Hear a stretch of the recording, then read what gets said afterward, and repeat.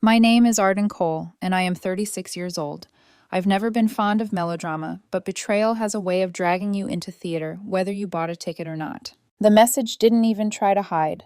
Ethan left his laptop open while he showered, suds sliding under the bathroom door, steam curling along the ceiling. I'd gone looking for a tax form. What I found was a sentence bright as a siren. Can't wait to see you this weekend at the Grand View Resort, room 412, D. Danielle, his Pilates instructor, the one he'd booked extra sessions with for the past 4 months. My stomach dropped so hard I thought the floor might give. We'd been together 8 years. People called us basically married because we owned a home together and split the boring bills that define a life. I thought we were fine, routine, maybe, tired in the places long love gets tired, not broken. I clicked. Threads opened like trapdoors, photos I didn't want to see. Hotel confirmations. Midday rendezvous arranged in the flippest lowercase, like cheating was a casual hobby you could toss between lunch and leg day. And then I saw the one detail that made my hands go cold. The Grand View was supposed to be our weekend, Ethan's idea. Let's do something special, he'd said, kissing my temple as if the tenderness were currency. Just us. Except it wasn't going to be just us. I screenshotted everything. Timestamps, transfers, his pet name for her. I called my brother, whose voice is the sound of clean edges. He's an attorney. Don't confront empty-handed, he said. If you're going to do this, do it right. Document theft from any joint accounts. Map the timeline. And Arden, be strong in your own story. That night, I set my jaw and started planning. I had the clerk put me in room 414, directly across the hall from Danielle's Ford 12. The Grand View sits high above Lake Marina, a cliff of glass and money and promises. I loved this place once. 9 years ago, I imagined a proposal here, sunlight soldered to the infinity pool. I arrived early and confirmed Ethan had checked in. The clerk smiled too wide when she mentioned he'd requested late checkout on Sunday. News to me. We'd planned to leave Saturday afternoon. I waited in my room with the TV on mute, the lake a polished coin beneath the dusk. At 7:30 p.m., voices braided down the hallway, Ethan's low hum and a woman's laugh that tried too hard to sound effortless. My hands shook as I glanced through the peephole. There he was, arms slung around Danielle, tall, toned, that relentless instructor charm like a sheen you can't wash off. They disappeared into 412, and the door clicked shut. I let time do the slow, merciless thing it does until 9 o'clock p.m., then crossed the hall and knocked. Danielle opened the door in a hotel robe, hair tousled, irritation on her face until she saw me. Her expression went through half the human condition in 3 seconds. Confusion, alarm, calculation.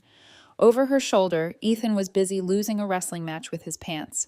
Arden, he said, strangled, what are you doing here? I thought you weren't coming until tomorrow. Change of plans. I stepped inside like I still lived in the truth. Hello, Danielle. We finally meet properly. Ethan lifted both hands, the universal sign for, please don't turn me into a headline. Babe, listen. I can explain. No need. I pulled a thick manila envelope from my bag and placed it on the desk. These are for you, Ethan. A written breakup and a civil complaint drafted by counsel. You've been transferring money into a secret account from our joint funds. That's conversion and fraud. My attorney is very interested. The color drained out of him. Arden, wait. We can talk about this. We are talking. I slid a neat stack of screenshots onto the bedspread. 4 months of secret sessions, midday hookups, Tuesday Sunset Motel, Thursday at her studio, and now our weekend as cover.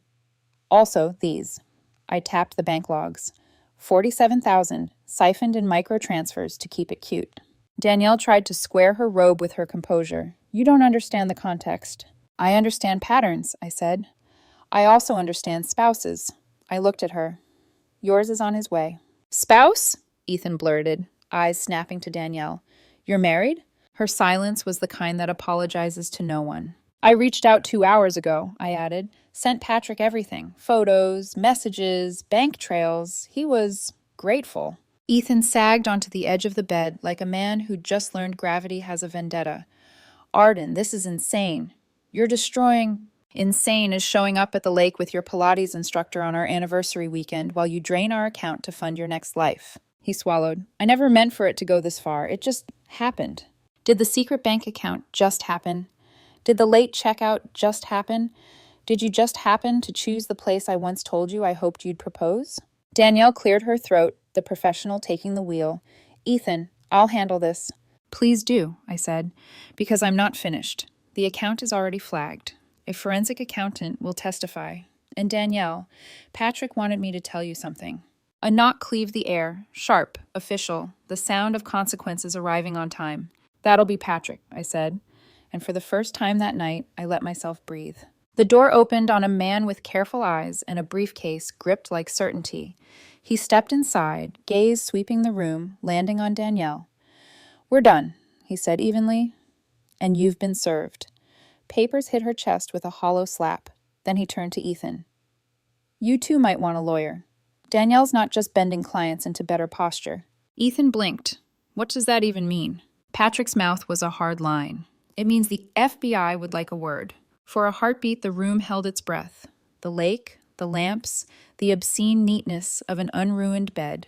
Somewhere in the hall, an elevator chimed like a judge's gavel.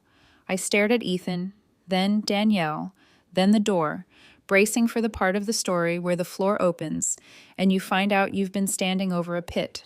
Agents are on their way, Patrick added, voice low. They've been listening for months. Ethan looked at me, pleading, the way a child looks for a parent in a crowd. Arden, please, help me. I set my palm on the envelope I'd prepared, the one with my name spelled correctly and my boundaries finally notarized by reality. I did, I said softly. This is me helping you tell the truth. Down the hallway, footsteps gathered like weather. When trouble arrives, it doesn't knock politely. It pushes the door with a badge. 2 people in dark suits moved in behind Patrick. Quick eyes, quicker hands. The woman flashed credentials. The man swept the room like he'd practiced here in another life. Danielle Moran? The female agent asked. Danielle's jaw squared. I want a lawyer. You'll have one, the agent said. But first, you need to hear the charges. Her partner began the cadence. You are under arrest for conspiracy to commit extortion, wire fraud, identity theft, and violations of federal computer crime statutes. Ethan's face drained to chalk. Extortion? What? No. Danielle doesn't... Ethan, Patrick said, weary and razor-sharp at once. She does. The agents moved efficiently, hands behind, cuffs, a reed of rights that turned the room into a courtroom without a bench. Danielle tried to slide past the shame with professionalism, but the metal on her wrists told the truth. She cut a look at me, like maybe there was a version of this where I would feel sorry for her and undo the past 4 months with a generous impulse. I stared back, and that conversation ended. Ms. Cole, the male agent said, turning to me with a nod that carried both apology and gratitude. Thank you for the material you forwarded to Mr. Moran. The timeline helps. We'll need formal statements on Monday. Patrick set his briefcase on the desk and opened it like a theater curtain. Inside, a tablet, a folder, a pen that probably cost more than my first car. He swiped, and photographs slid across a chilled silence. Rooms that weren't this room. Bodies that weren't ours. Not pornography so much as weaponry. Faces blurred for now. Metadata not blurred at all. Ethan swayed. What am I looking at? Patterns, Patrick said. We've been tracking Danielle's private sessions for 18 months. She seduces people in vulnerable marriages or relationships like yours, collects compromising photos and recordings. Then her partners approach the significant other with a price for silence. The female agent added, there is also evidence of data theft from multiple victims, devices accessed data during or after encounters, passwords acquired through social engineering. My mouth went dry. Devices accessed how? The agent studied me. You're in cybersecurity, Ms. Cole. You already know the ways. Unlocked phones on nightstands, mirrored cloud accounts, saved credentials autofilling on shared laptops. For most people, convenience is a vulnerability. I thought of Ethan's laptop, still wet with steam when I found the message. Convenience had been our love language, until it wasn't. Danielle laughed softly, a clinician diagnosing hysteria in someone else. This is theater. You don't have enough to convict. Patrick didn't even look at her. We have more than enough to start. He slid again. A spreadsheet filled the screen. Names, dates, deposits. The surveillance account you opened with Wellness Center shell paperwork? Flagged and monitored for months. Ethan's eyes flashed to me. A wellness center, she told me. He broke off, realizing the sentence had nowhere healthy to land. The mail agent set a recorder on the desk. Miss Moran, you're welcome to remain silent, but the cooperating witnesses, bank records, and communications already tell a complete story. Cooperating? Ethan dragged a hand through his hair. Who's cooperating? Patrick's gaze did not waver. I am. The betrayal ricocheted and landed where it belonged. Danielle's composure cracked. You set me up. You set yourself up, Patrick said. I just refused to be your alibi. Ethan took a step toward me, palms open, trying to conjure sincerity like a magic trick. Arden, I didn't know. I swear I didn't know it was a ring. The word sat between us, ugly and exact. A ring. Not jewelry. A loop of harm. Maybe you didn't, I said, but you knew you were cheating. You knew you were moving money out of our account. That's enough knowing for a lifetime. The female agent addressed Ethan without warmth. There is one more element you should understand. Danielle's group isn't just pulling money. They attempt to extract sensitive business information, especially from partners with high-value clients. We've identified outreach to several targets in defense-adjacent industries. Cold slid down my spine. Targets like you, she said simply. Ethan blinked, confused. Arden's consulting clients. I cut in, voice steady, because if it wasn't steady, it would shake. Government contracts, clearance-adjacent work, lists and timelines worth real money to people who don't care how they get it. Danielle lifted her chin, cuffs glittering. Don't flatter yourself, you weren't the prize. The male agent checked his notes. Actually, she was. The internal messages we recovered discuss leveraging the boyfriend to get to Arden's professional vault. He glanced at Ethan. You were the on-ramp. Ethan stumbled back like the floor had shifted. So I was never loved? Patrick supplied, not kindly. You were useful. There it was, the word that made everything make the exact kind of sense that hurts. Useful. I looked at Ethan, at the man who once made pancakes on Sundays and laughed at my terrible puns, who now stood in a robe in a room that wasn't ours, arguing with reality. Whatever grief I would owe this relationship, I'd pay later. Tonight was for accounting. Danielle's mask slid back on. I want to cut a deal. The agents exchanged a glance so brief it was basically telepathy. The female agent said, That conversation happens at the field office, not here.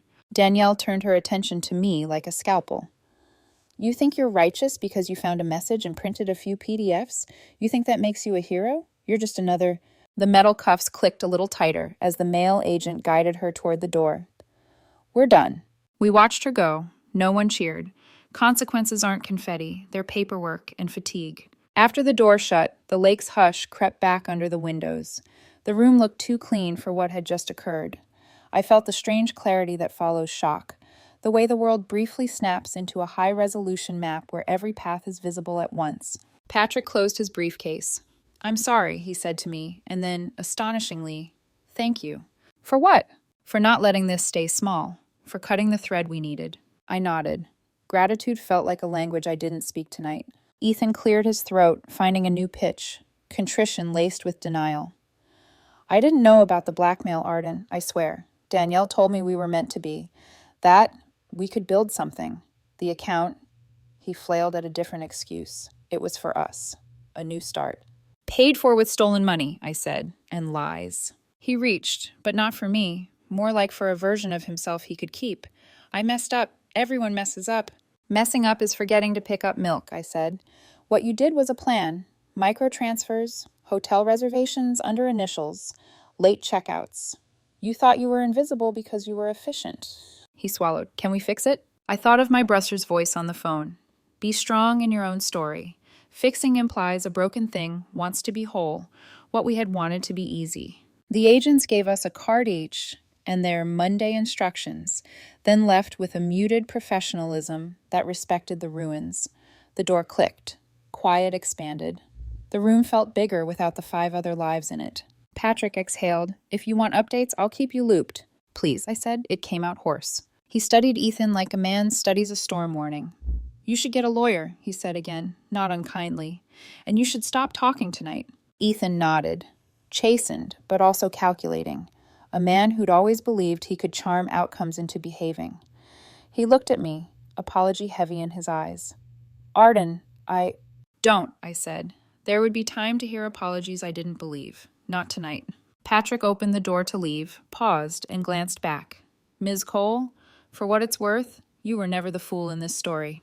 When the door shut behind him, Ethan and I were left with the inventory of our lives. A robe on a stranger's clavicle, a stack of evidence on a bedspread, a lake that didn't care either way. Somewhere inside my chest, a small, steady voice cleared its throat. It didn't say, be brave. It said, be specific.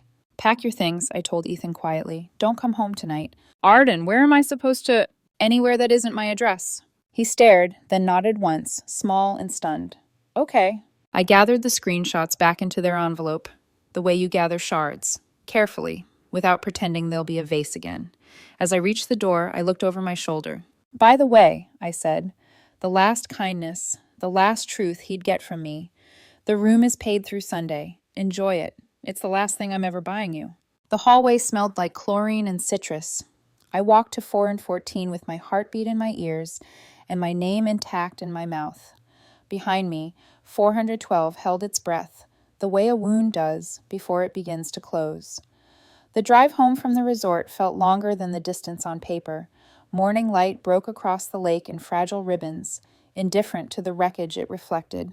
I hadn't slept. I hadn't eaten. My hands stayed tight on the steering wheel, as if letting go might make the entire story unravel further. The house looked the same when I pulled into the driveway. Same rosebush by the mailbox. Same chipped paint on the front step. But inside, it was already someone else's museum. The couch where we'd watch movies now looked staged, untouched. The coffee mug Ethan had left in the sink yesterday felt like a stranger's relic. I stood in the entryway for a long moment before saying it aloud, just to hear the words out in the air.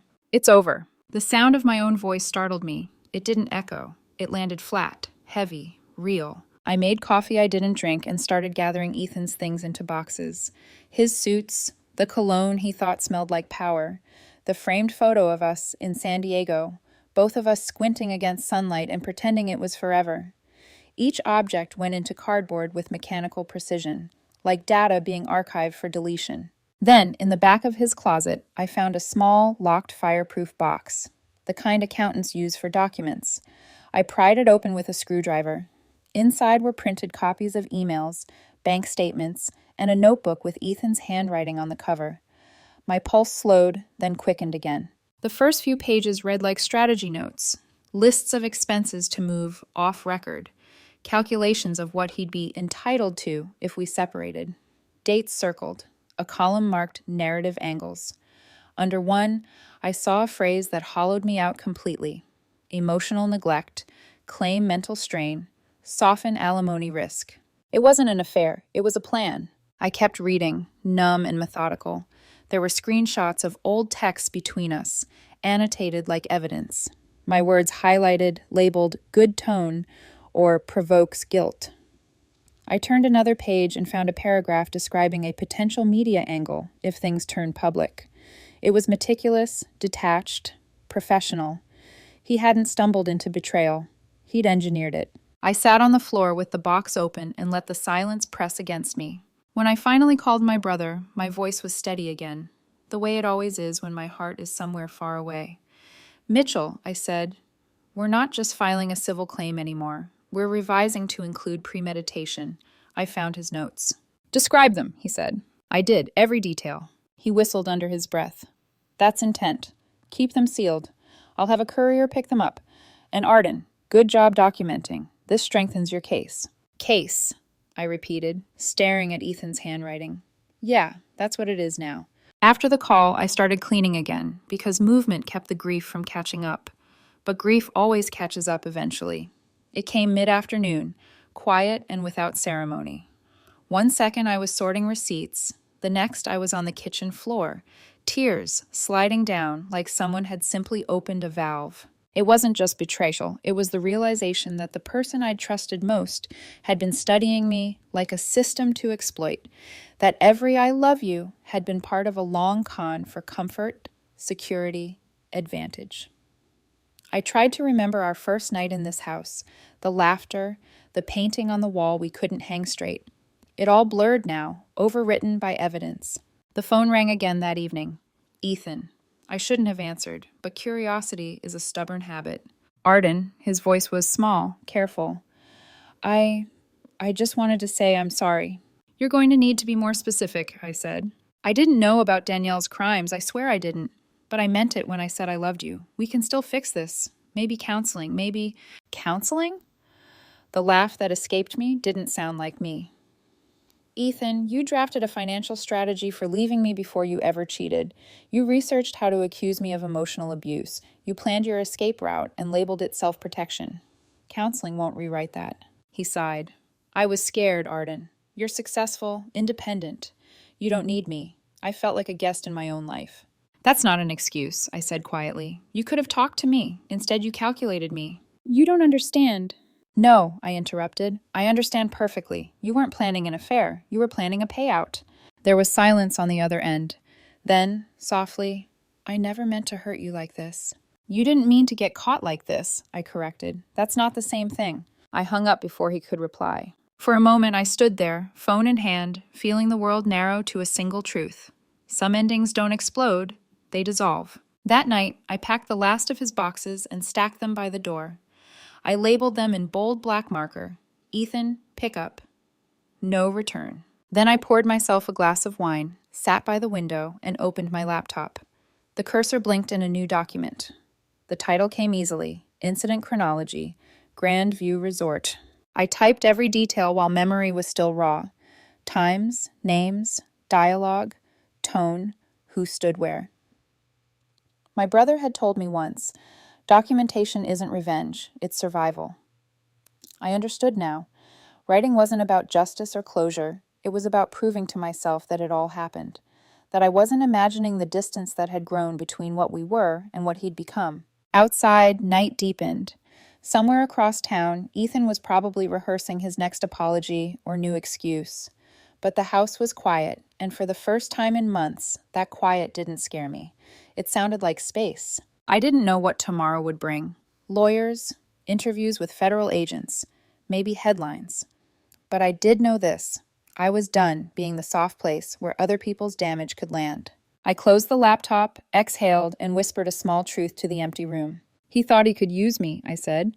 He forgot I know how to trace a breach. And this time, the system he underestimated was me. The following week unfolded like a procedural drama written in grayscale. Every day had its own brand of paperwork, calls, and signatures. The FBI interviews took most of Monday. They were polite but thorough, asking for dates, receipts, timelines, anything that connected Ethan and Danielle's movements to the broader extortion network. By Tuesday, the story had already leaked online. A brief, sterile headline. Local Pilates instructor arrested in multi-state blackmail scheme. No names beyond hers, no mention of me, but anyone who knew us could fill in the blanks. I closed the article before the comments section could grow teeth. Mitchell called that afternoon. I spoke with the agents, he said. They're freezing the joint account until the investigation clears. Also, Ethan's been formally subpoenaed. Good, I said. He earned the spotlight. Arden, I need you to prepare for one more thing, my brother continued. If this goes to court, his side might frame you as controlling. It's textbook in cases like this. I almost laughed. Controlling? For noticing money disappearing from my own account? They'll call it financial monitoring, he said. That's why your documentation matters. I looked at the thick binder now sitting on my kitchen table. Color-coded, tabbed, the way I handled everything in life. Then I guess I'm ready. Still, readiness didn't mean peace. Nights were the worst. Every sound in the house echoed like memory, the kettle's whistle, the creak of the hallway floor. It's strange how betrayal rearranges your sense of home. Even walls start to feel like they've overheard too much. On Wednesday, Patrick called. I almost didn't answer, but curiosity outweighed exhaustion. Ms. Cole, he said. His voice was calmer now, less like a courtroom, more like a human being. I just wanted to update you. Danielle's plea is being negotiated. She's cooperating. There's evidence she targeted over 30 households. Yours was one of the last. Was, I repeated. Yes, he said. You stopped her. I didn't feel like a hero. Heroes don't sit awake at 2 a.m. scrolling through old photos trying to remember where sincerity ended and performance began. Heroes don't flinch when they hear laughter that sounds too much like the past. But I thanked him anyway. That Friday, Ethan's lawyer emailed my brother. They wanted an amicable resolution. I laughed when I read it. There was nothing amicable left to resolve. Mitchell drafted a reply, declining settlement talks until all financial investigations were complete. 2 weeks later, the FBI confirmed what Patrick had hinted. Danielle and her partners had been siphoning information from multiple victims, including proprietary data tied to one of my consulting contracts. They'd sold fragments of it through a private broker. Ethan's unwitting participation was under review. Unwitting. The word made my skin crawl. There was nothing unwitting about secrets kept in plain sight. By the time spring arrived, the legal noise started to fade. The investigation stretched on, but my role shifted from participant to witness. I moved into a new apartment across the river, smaller, quieter, easier to clean. When the movers left, I stood in the middle of the empty living room and realized I hadn't cried once that week. That had to mean something. Then came the final hearing for the civil case. Ethan sat across the courtroom, thinner, his arrogance replaced by a kind of practiced humility. He didn't look at me until the judge announced the ruling. All joint assets awarded to me, minimal compensation to him, restitution owed pending investigation results. Afterward, he approached me in the hallway, hands in his pockets, voice low. "I know you hate me," he said. "I don't," I replied. "Hatred's too heavy to keep carrying. I just don't believe you anymore." He nodded like that was a relief. "I'm leaving the city," he said, "starting over. Then do it right this time." That was the last time we spoke. Months passed. Danielle's sentencing made national news. 28 years for racketeering, extortion, and conspiracy. I read the headline once and closed the tab. Patrick sent a short email afterward. "It's finally over." I didn't reply. There are some chapters you don't annotate, you just stop reading. By summer, my business had rebuilt itself, stronger than before. Clients appreciated my blunt honesty, my refusal to cut corners. I told them trust was encryption. Once breached, it could never be the same. But it could still function if you rebuilt it carefully. One evening, I walked by the old house just to see it. The new owners had painted the shutters blue and planted lavender along the walkway. For a moment, it didn't look haunted anymore. Maybe that's what healing is. Not forgetting, but seeing the same place and realizing it no longer hurts to stand there. Later that night, Mitchell called to check in. "So," he said, "what's next for you?" "Honestly," I said, "nothing dramatic. I just want to live quietly." Quiet can be its own kind of power. He was right. For the first time in years, quiet didn't feel like loneliness. It felt like ownership. When I hung up, I poured tea instead of wine, opened in the window, and let the night air roll in. There was no soundtrack, no applause. Just me, breathing, still here. The kind of survival you don't brag about. The kind that just keeps going. A year passed before I realized I'd stopped checking the rearview mirror. The case was history. The wounds had turned into small, quiet scars, and the version of me who once waited for apologies was gone. I moved to Denver that spring, closer to my brother's family. I rented an apartment above a bookstore with creaky floors and sunlight that spilled across the desk in long, forgiving stripes. I rebuilt my cybersecurity firm from the ground up. Just me, a laptop, and a clean name. No shared accounts, no passwords someone else could guess. I wasn't running from the past anymore. I was designing something that couldn't be breached. One rainy afternoon, I ducked into a coffee shop to escape the weather. That's where I met Samuel, a children's librarian who wore cardigans that didn't match and smiled like he knew something the world had forgotten. He offered me the spare seat by the window and started talking about the book he was reading. Normally, I'd have brushed it off, but something about his ease made me stay. We saw each other again the next week, and then the week after that. He was patient, kind, never in a rush to fill silence.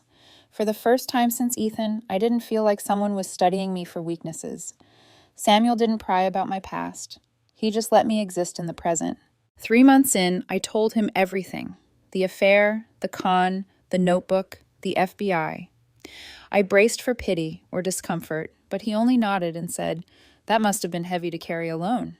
"It was," I admitted, "but it taught me how strong I can be." He smiled. Then maybe it wasn't wasted. Our first argument came out of nowhere. I was looking for lip balm in his bag and found a small jewelry box. My pulse spiked, the old panic flooding back. Hidden gifts, hidden motives, hidden lives. I confronted him immediately. "Why didn't you tell me about this?" He blinked, confused, then laughed softly. "Because it's your birthday next week, and I wanted it to be a surprise." Shame burned up my neck. "I'm sorry," I whispered. "That wasn't fair." He took my hand. "No, it wasn't. But I understand why you looked. I just need you to understand something too. I'm not him." I nodded, tears stinging my eyes. "I know. Sometimes my body forgets what my mind already learned."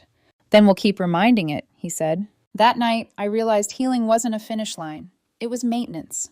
Like keeping the firewall up after a breach, you had to keep updating it, patching vulnerabilities, staying vigilant without shutting everything out. 6 months later, we moved in together. A year after that, Samuel proposed under the same kind of lake sky that once broke me open. I said yes, not because I needed to erase the past, but because I'd learned how to build something new with it. At our wedding, Mitchell gave a toast. "My sister has seen the worst kind of betrayal," he said, raising his glass, "but she never stopped believing that love could be rebuilt on truth." I smiled, tears spilling down my cheeks. This time, they weren't from loss. That night, as we danced under string lights and laughter, I caught a glimpse of my reflection in the window. The woman looking back wasn't the same one who'd discovered a message on a laptop years ago. She was older, wiser, more careful, but softer too. Sometimes I still think about Ethan, not with anger anymore, but with a quiet kind of gratitude. He taught me what love isn't. Danielle taught me how manipulation looks when it smiles. Patrick taught me that justice can still exist. And Samuel, he taught me that trust isn't blind, it's brave. When people ask how I moved on, I tell them this: you don't move on by forgetting. You move on by remembering differently. Because survival isn't just living through betrayal. It's learning to love again without flinching, to wake up every morning and believe the next chapter doesn't have to rhyme with the last. The scars are still there, but so am I. And this time I'm not waiting for someone else to choose honesty. I choose it every day.